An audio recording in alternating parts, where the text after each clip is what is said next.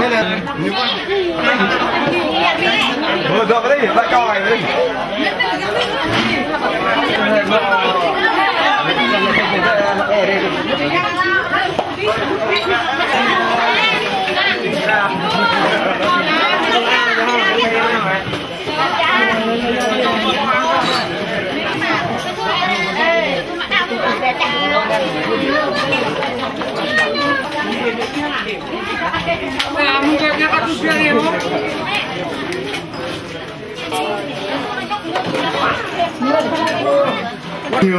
Hôm nay trang phục đám cưới của con dâu áo xanh rất đẹp để đón cho quý vị bạn trong buổi tối trong trường ngày hôm nay. Hoài cả. Anh công ta hút lâm ơi. Anh công.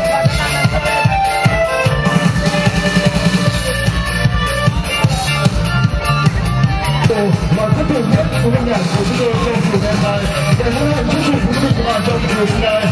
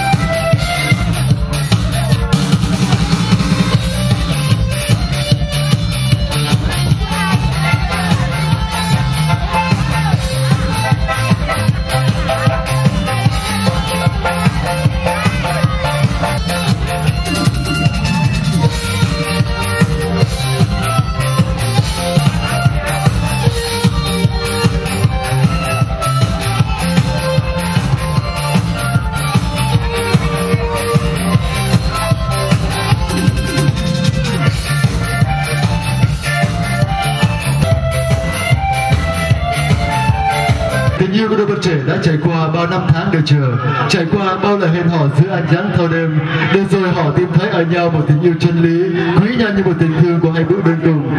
Và hôm nay, hai đôi bạn trẻ của chúng ta đã dâng hiến cho nhau một tình yêu hạnh phúc nhất của tình yêu. Vì vậy trong hôm nay, và một ngày quê hương yêu dấu nhất của con dâu làng Tốt Vinh, và như vậy thì một nơi xuất hiện tình trang triệt để của chúng ta từ nơi xa xôi đến không ngại ngùng gì đến xa xôi. Vì vậy và hôm nay sự cho phép của chính quyền địa phương, sự chấp thuận của cha mẹ nên tình yêu của đôi bạn trẻ dâng hiến cho nhau một tình công và trọn vẹn nhất của tình yêu. Vì vậy thì chúng ta từ nơi xa xôi đến dự thì chúng ta muốn có một lời phát biểu từ cô dâu chú rể của chúng ta trong trường ngày hôm nay. Vì trên đất cao nguyên của chúng ta đời xanh màu lá nhưng chúng ta đã thấy bát ngát cao su và bát ngát cà phê. Vì vậy tình yêu của đôi bạn trẻ cũng được như vậy và lông lẫy và đẹp nhất của tình yêu. Vì vậy thì hôm nay chúng ta đã thấy một cô dâu đang mặc áo xanh và rất đẹp đang đứng trước từ người yêu của mình bên cạnh. Trong lúc này thì chúng ta cũng muốn nghe vào một lời phát biểu từ hai bên, và hôm nay để phát biểu trước như vậy với chúng ta trong chiều ngày hôm nay. Và trong buổi chiều ngày hôm nay thì chúng ta có một ly thủy tinh, như vậy xin mời chúng ta cùng mở ly của chúng ta để chúc mừng cô dâu chú rể của chúng ta trong buổi chiều ngày hôm nay. Anh câu đi vào bình ta mong chọc bình ta bọc chọc bình ta chẳng cả tôi nhà mình nào bình ta hơi mười người ta cho tụi ta này đang cầm này phát biểu của chúng ta trong ngày hôm nay. Bên đi cái giúp lên đây là chị. Có rằng một hồi cái đó là bạn cách từng vâng, và một lời phát biểu rất có nghĩa để tất cả mọi người chúng ta là nhân này tại phiên biết chính một tuổi tôi yêu bị mắc ở bị bằng đình ta bởi làm nơi xong mà tôi bị ta tôi nhà bị ta bởi cái trọng đình ta chẳng hơi 10 tuổi nhiều có chỗ xa qua có cái ta hơi 10 tuổi nhiều đó này ta chẳng biết không ta không biết đến đời nhiều mỗi em đình ta xong mà tôi bị bằng đình ta bằng năm pro rồi thì gần bị bằng ơi xin cảm ơn quý bạn và xin mời quý bạn cùng thưởng thức một cô dâu trong trường ngày hôm nay. Trong bên cạnh tôi lúc này thì cô dâu mặc áo xanh rất đẹp và cười rất tươi để đón chào quý vị và các bạn. Như vậy hôm nay chúng ta cùng muốn nghe lời phát biểu của cô dâu tất cả và quý vị và các bạn trong trường ngày hôm nay. Và xin mời cô dâu. Cô dâu rất theo tìm rất đẹp rất mạnh, bởi vì sao? Bởi vì có được một người bên cạnh để xoay sở sau này, tôi để xoay sở sau này. Chẳng qua thì cái nhờ chẳng một biết mà blog cái biết nào này bằng tay thì tua nhau, và cái chẳng cả tiếp về lần này chẳng một tay cặp lúa là tông, nên nhiều bên sau thế nào cái đó, câu bạn là phải nhiều mày cầm này, đúng không? Còn đi cái bị phạm bình ta để ngồi sáng nào bình bơi, lên bình bơi cũng một non cái tấm chẳng có phạm cái bình ta, một biện một non neo, một non bông bình ta chẳng có mang bình ta vô, để chẳng mang bình ta cho cái xôi biện lên là to nguôi, lên lên thâu xoang lên thâu yun đây cả bình bơi chẳng đáp lại lời tình yêu chúng tôi để sống trong thế gian, để có một sự tình yêu riêng của chúng tôi trong một chiều ngày hôm nay. Và xin cảm ơn quý vị và các bạn rất nhiều trong ngày hôm nay.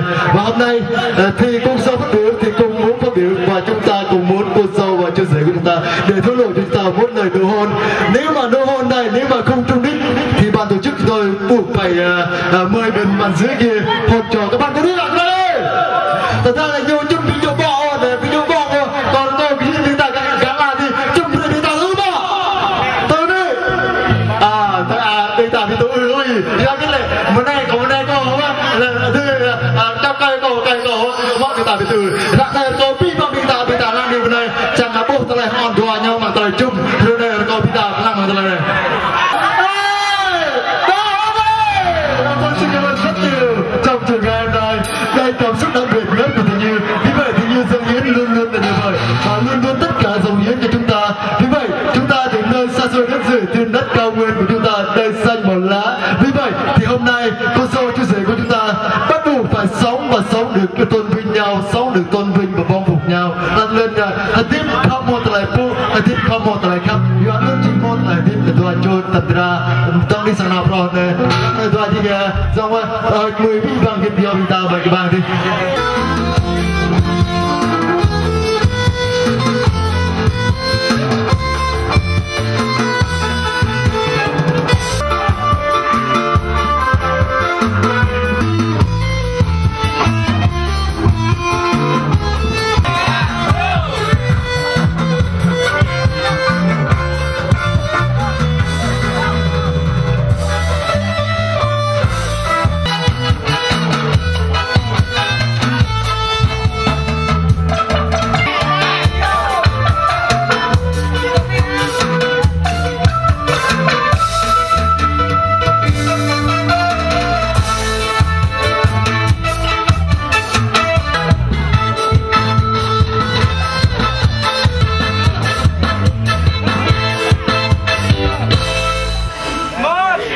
Vâng, và kính thưa quý vị và các bạn, trong chiều ngày hôm nay, như vậy trước khi quý vị bạn đang thưởng thức một món ăn của chúng tôi trong chiều ngày hôm nay, như vậy trong thành viên nhóm nhạc xin vâng, để thay đổi này, như vậy ca khúc được mang tên Khi Màn Đêm.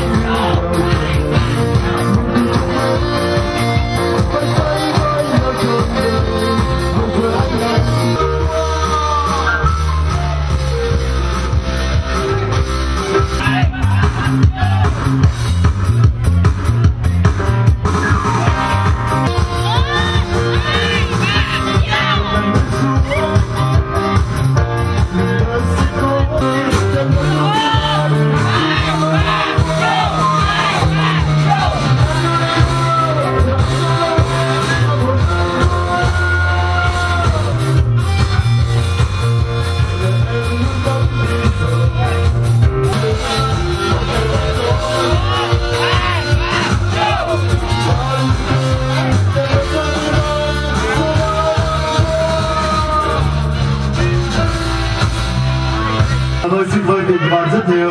Và như vậy để kết nối chương trình của ta trong chiều ngày hôm nay, xin mời bạn Yên Sơn với một ca khúc được mang tên Tình Yêu. Đây Tương chắc là đời Tương một cái đó là của anh là tờ về tặng người từ Tương giờ.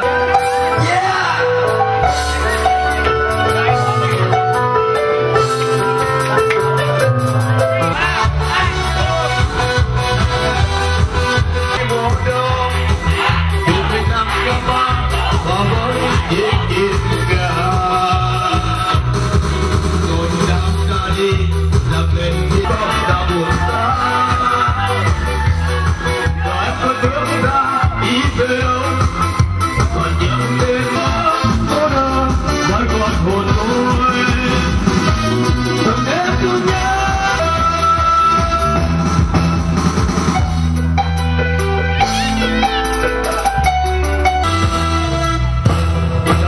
vẫn vẫn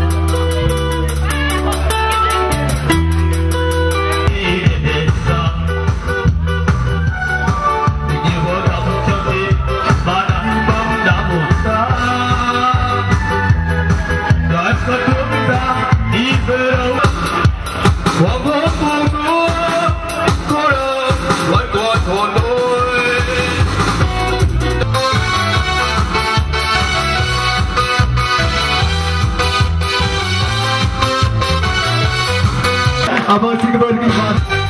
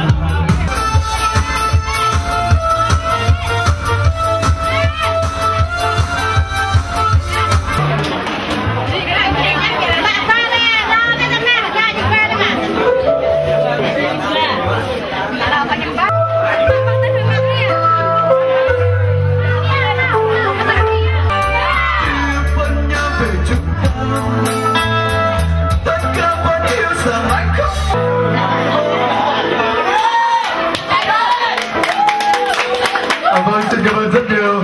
Ấn tượng nhất là cái khúc đầu tiên, vì cái khúc đầu tiên đã nói với chúng ta rất rõ và cảm động.